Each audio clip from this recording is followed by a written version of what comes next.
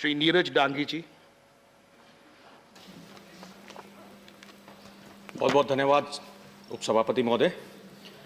माननीय सभापति महोदय, national institute of pharmaceutical education and research संशोधन bill 2021 national institute of pharmaceutical education and research act 1998 में संशोधन का प्रयास है। 1998 के एक्ट के अंतर्गत पंजाब में राष्ट्रीय फार्मास्यूटिकल शिक्षा और अनुसंधान संस्थान की स्थापना की गई थी और उसे राष्ट्रीय महत्व का संस्थान इंस्टीट्यूट ऑफ नेशनल इंपॉर्टेंस घोषित किया गया था। यह बिल बेसिकली 6 अन्य national institute of pharmaceutical education and research जो कि अहमदाबाद, हाजीपुर, हैदराबाद, कोलकाता, गुवाहाटी और रायबरेली में स्थित हैं को राष्ट्रीय महत्व के संस्थान घोषित करता है। इसके अतिरिक्त यह बिल एक काउंसिल की स्थापना का प्रावधान करता है जो कि बिल के अंतर्गत आने वाले सभी संस्थानों की गतिविधियों के बीच समन्वय स्थापित करने के साथ साथ फार्मास्यूटिकल शिक्षा और अनुसंधान का विकास हो और मापदंड बरकरार हो, यह सुनिश्चित करता है। माननीय सभापति महोदय, जब हम मेडिकल साइंस की चर्चा करते हैं तो देश में ही नहीं पूरे विश्व के अंदर मेडिकल साइंस को रेगुलेट करने का काम फार्मा कंपनियां करती हैं। ऐसे में बड़े दुख की बात है कि फार्मास्यूटिकल रिसर्च का कार्य भारत के बजाय अन्य विकासशील और विकसित देशों के अंदर ज्यादा प्रभावी ढंग से निष्पादित हो रहा है।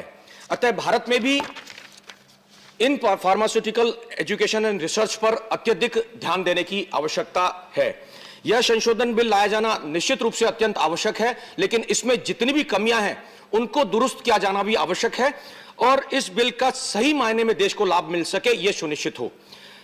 माननीय सभापति महोदय, आपके माध्यम से सदन में इस संशोधन बिल हेतु मेरे कुछ सुझाव मैं रखना चाहूंगा जिससे इस संशोधन बिल का उद्देश्य सफल हो सके।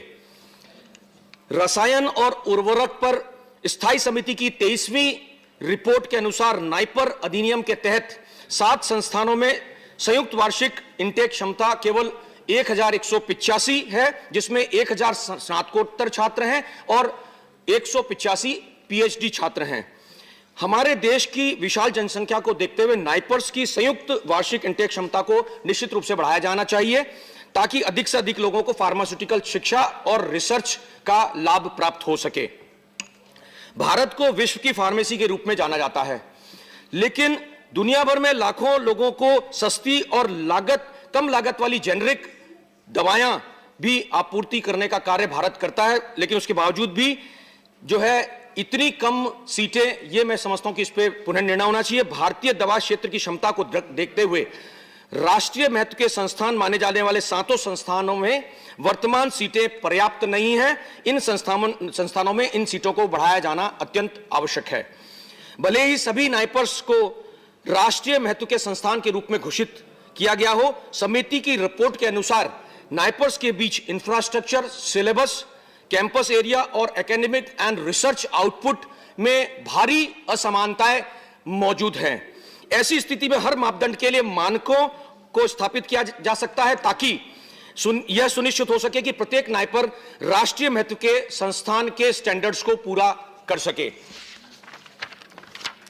बोर्ड ऑफ गवर्नर्स में हम अगर देखते हैं तो 1998 के एक्ट के अनुसार बीओजी की कुल संख्या 23 है। केंद्र सरकार द्वारा तैयार संशोधन नाइपर में बीओजी की संख्या को 12 सदस्यों तक युक्ति संगत बनाने का एक प्रयास किया गया है। साथ ही 1998 के अधिनियम की धारा 4(3)M के तहत यह कहा गया है कि 3 प्रख्यात सार्वजनिक व्यक्ति या सामाजिक कार्यकर्ता, जिसमें एक अनुसूचित जाति और अनुसूचित जनजाति से होगा, जिसे आगंतुक द्वारा पैनल में से नामित किया जाएगा, जबकि अनुसूचित जाति, अनुसूचित जनजाति समुदाय के ऐसे प्रतिनिधित्व को 2000 के इस संशोधन बिल के अंदर से हटा दिया गया है।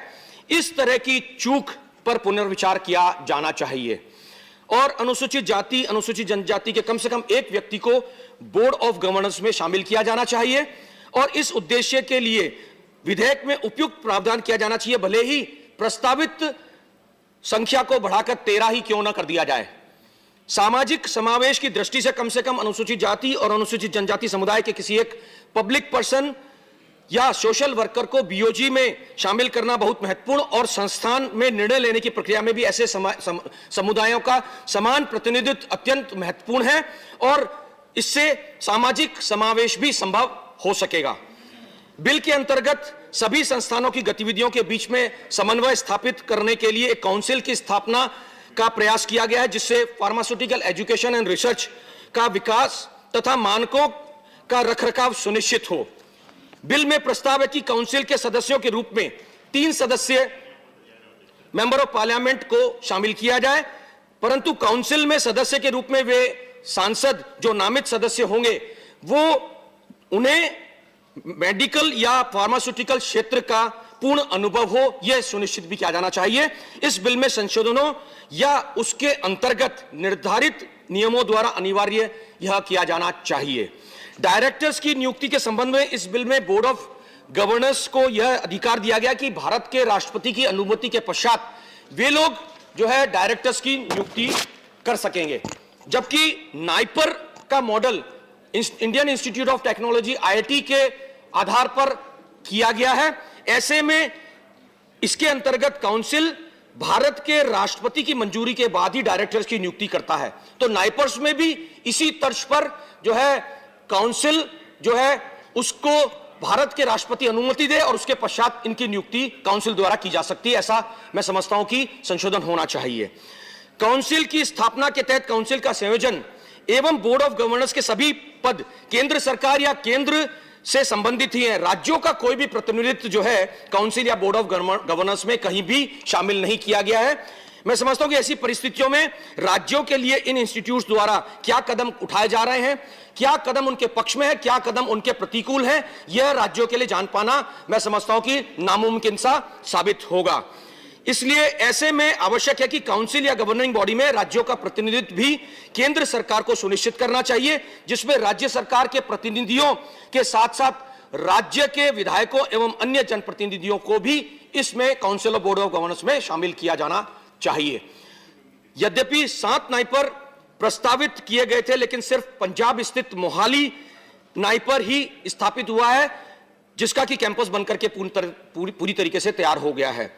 वर्ष 2012 में तमिलनाडु में मदुरई, राजस्थान में झालावाड़, महाराष्ट्र में नागपुर, छत्तीसगढ़ में नया रायपुर और कर्नाटक में बेंगलोर में 5 नाइपर बनाने का प्रस्ताव तब से लंबित है, परंतु वित्त मंत्रालय के अंतर्गत एक्सपेंडिचर फाइनेंस कमेटी ईएफसी ने नाइपर्स को स्थायी कैंपस बनाने के लिए अनुमोदन प्रक्रियाओं में उलझा के रखा हुआ है, जो सर्वथा गलत है।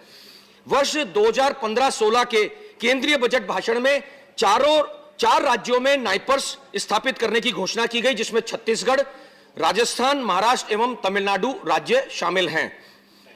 26 मार्च 2018 में ईएफसी ने चारों राज्यों में जो नव प्रस्तावित नाइपर्स की स्थापना के समेकित जो प्रस्ताव हैं उस पर विचार किया और ईएफसी ने नाइपर्स के स्थापना प्रस्ताव को बाद में स्थगित कर दिया। कमेटी ने इस मामले को 2020 में 5वें वित्त आयोग की अवधि जो 2020-25 है उसके तहत समीक्षा के लिए जो है ईएफसी ने अनुशंसा की है।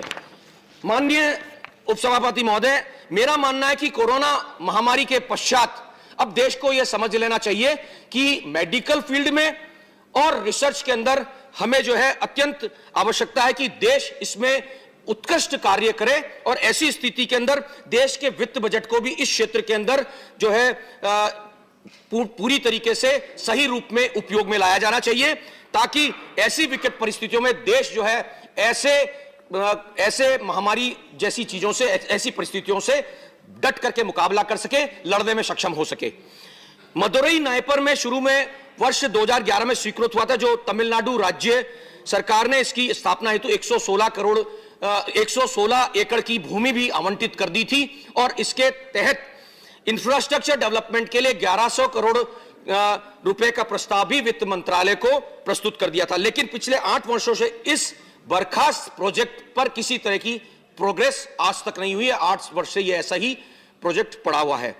ईएफसी को चाहिए कि मौजूदा नाइपर्स में सुविधाओं को अपग्रेड करने के अनुरोधों को प्राथमिकता के आधार पर मंजूरी दे, अन्यथा सरकार की ये जो घोषणा है ये भी जुमला मात्र साबित होगी। केंद्र सरकार विचार कर यह सुनिश्चित करे कि जिस प्रकार देश के हर राज्य में मेडिकल कॉलेज और एम्स स्थापित हुए हैं, उसी तरीके से देश के हर राज्य में भी इस तरह के international institute of pharmaceutical education and research स्थापित हो, ताकि राज्यों को सीधे तौर पर उसका लाभ प्राप्त हो सके।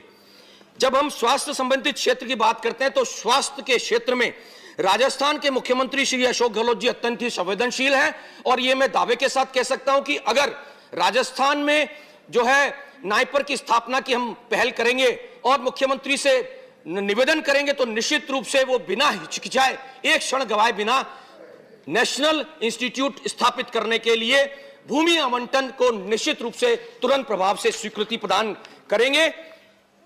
मेरा मानना है कि अन्य राज्य भी इसी तरीके से जमीन आवंटन के अंदर पीछे नहीं हटेंगे। माननीय सभापति महोदय, मैं आपके माध्यम से अनुरोध करना चाहता हूं कि national institute of pharmaceutical education research की अन्य राज्यों में भी स्थापना की शुरुआत अगर करें तो शुरुआत राजस्थान से करें, एवं राजस्थान में भी अति पिछड़े जो जिले हैं सिरोही पाली, उनका चयन किया जाना चाहिए, ताकि वहां पे विकास के साथ साथ रोजगार का नवसृजन भी हो सके, जो उस क्षेत्र की दरकार भी है। हम जब बात करते हैं काउंसिल की बैठकों की, प्रस्तावित बिल में कहा गया कि काउंसिल की बैठक साल में कम से कम एक बार होनी चाहिए। काउंसिल सभी नाइपर्स के बीच में समन्वय के लिए शीर्ष निकाय है, और ऐसी स्थिति में प्रभावी समन्वय बनाने के लिए और नाइपर्स अधिनियम के तहत संस्थानों के बीच में ज्ञान को साझा करने के लिए और इसे बढ़ावा देने के लिए काउंसिल को वर्ष में एक से अधिक बार बैठना चाहिए। अतः यह आवश्यक है कि इस प्रावधान में संशोधन कर हर वर्ष कम से कम 6 महीने में एक बार काउंसिल की बैठक वर्ष में होनी आवश्यक करनी चाहिए, ऐसा मेरा मानना है। जब हम बात करते हैं निदेशकों और अन्य निकाय सदस्यों के इंटर नाइपर्स स्थानांतरण की, तो मैं समझता हूं कि नाइपर संशोधन विधेयक 2021 में निदेशकों और संकाय सदस्यों के अंतर नाइपर स्थानांतरण के संबंध में कोई प्रावधान नहीं दिया गया है। निदेशकों और संकाय सदस्यों के अंतर नाइपर स्थानांतरण से विभिन्न नाइपर्स के बीच में संपर्क बढ़ेगा और नाइपर्स की प्रशासनिक और शैक्षणिक दक्षता को दूसरे में स्थानांतरित करने में मदद भी मिलेगी, और इसके अतिरिक्त समयबद्ध स्थानांतरण और संकायों के आदान प्रदान से नाइपर के संकायों और निदेशकों के बीच की आपसी साझाकरण और सीखने की क्षमता को भी निश्चित रूप से मदद मिलेगी। धारा 33A का जो सम्मेलन की हम बात करते हैं, संशोधन विधेयक की धारा 33A में कहा गया कि एक संस्थान अधिनियम के कुशल प्रशासन के लिए केंद्र सरकार द्वारा समय समय पर जारी किए गए निर्देशों का पालन करने के लिए बाध्य होगी। ऐसे में इस प्रावधान से संस्थानों को स्वायत्त कामकाज का उल्लंघन भी देखने को मिल सकता है। इसलिए सरकार को उन क्षेत्रों को स्पष्ट रूप से परिभाषित किया जाना चाहिए कि वह किस क्षेत्र में निर्देश देगी और किस क्षेत्र के अंदर हस्तक्षेप नहीं करेगी, यह सुनिश्चित किया जाना आवश्यक है, ताकि संस्थाओं की स्वायत्तता की स्थिति जस की तस रह सके और ये उच्च संस्थान को देश में शिक्षा और अनुसंधान के विकास के लिए नीतियां बनाने और प्रभावी प्रशासन चलाने के लिए स्वतंत्र रूप से कार्य कर सकें। मैं इस संबंध में यह भी कहना चाहूंगा, इन सुझावों के साथ साथ शिक्षा, एक पंक्ति में पढ़ना चाहूंगा, शिक्षा को अंधविश्वास, घृणा और हिंसा से मुक्त और राष्ट्रीय, सामाजिक और धार्मिक एकता को मजबूत करने के लिए एक महत्वपूर्ण व्हीकल बनना चाहिए। ये पंक्तियां, ये शब्द 2014 के संसदीय चुनाव के लिए भाजपा के घोषणा पत्र में शामिल थे। अब 7 साल बाद ऐसा लगता है कि या तो इन शब्दों का भाजपा के शब्दकोश के अंदर एक अलग ही अर्थ है, या ये सब भी बाकी की तरह अब जुमले थे। पिछले 7 वर्षों में हमने देखा है कि शैक्षणिक संस्थाओं जिसमें जेएनयू, एचसीयू, एफटीटीआई, आईआईटी मद्रास और बीएचयू बनारस पर सत्तावादी हमले होते रहे हैं, जिनका उद्देश्य लोकतांत्रिक संस्कृति को नष्ट करना मात्र है और असंतोष की हर आवाज को कुचलना जो है वो इसका उद्देश्य है। जब हम शिक्षा क्षेत्र में एनडीए सरकार के 7 वर्षों की उपलब्धियां तलाश करने की बात सोचते हैं तो एनडीए सरकार की कार्यशैली लोकतंत्र पर हमला मात्र साबित होती है। भाजपा के नेतृत्व वाली केंद्र सरकार ने Yes, sir, I'm just concluding within 2 minutes, sir. Bhajpa के नेतृत्व वाली केंद्र सरकार ने शिक्षा के व्यवसायीकरण, केंद्रीकरण और संप्रदायीकरण की नीतियों का आक्रामक रूप से अनुसरण किया है। यह पिछली यूपीए सरकार की नव उदारवादी शैक्षिक नीतियों को समाप्त कर रहा है, जो सर्वथा गलत है और जिसका उद्देश्य सिर्फ शिक्षा के क्षेत्र को नियंत्रण मुक्त करना और निजी पूंजी के लिए अधिकतम लाभ के रास्ते बढ़ाना मात्र है। माननीय सभापति महोदय, मैं आपके माध्यम से सदन का ध्यान इस ओर आकर्षित करना चाहूंगा कि एनडीए सरकार ने फंड में कटौती कर विश्वविद्यालयों में शोध के मूल सिद्धांतों को पूरी तरीके से खत्म कर दिया है। यूजीसी गजट नोटिफिकेशन 2015 के बाद जेएनयू और अन्य विश्वविद्यालयों में सीट कटौती के मामले में अनुसंधान को गंभीर रूप से प्रभावित किया है। यह अनुसंधान में अवसरों को कम करने के लिए एक स्पष्ट रणनीति है। एक अच्छी तरह से आप सुनिए तो सब समझ में आएगा। एक अनुसंधान में अवसरों को कम करने के लिए स्पष्ट रणनीति है। यह एक अच्छी तरह से स्थापित है कि विश्वविद्यालयों में बड़ी संख्या में फैकल्टी की कमी है, जिसे कि पूरा किया जाना चाहिए। अब भी पद खाली पड़े हैं जो अनुसंधान के अवसरों को कम करता है। सभापति महोदय, देश में आज के हालात को ये 4 पंक्तियां क्या खूब दर्शाती हैं। लिसन टू मी, क्या बोल रहे हैं समझ में आएगा। राजा बोला रात है, रानी बोली रात है, मंत्री बोला रात है, संतरी बोला रात है। यह सुबह सुबह की बात है। यह आज के हालात दर्शाते हैं, ये पंक्तियां देश की परिस्थितियों को। इसलिए सभापति महोदय, मैं आपसे आपके माध्यम से केंद्र सरकार से अनुरोध करना चाहूंगा कि कम से कम सदन में जब बिल पेश हो तो विपक्ष के सुझावों को भी ध्यान में रखना चाहिए। और इसी बात के साथ अपनी बात को समाप्त करने से पहले पुनः मैं निवेदन करना चाहूंगा कि हमारे जो 12 सांसद जिन्हें सस्पेंड किया गया उन्हें रिवोक करने का आप कार्य करें। बहुत बहुत धन्यवाद। जय Hind. Thank you. Professor Ram Gopal Yadav ji.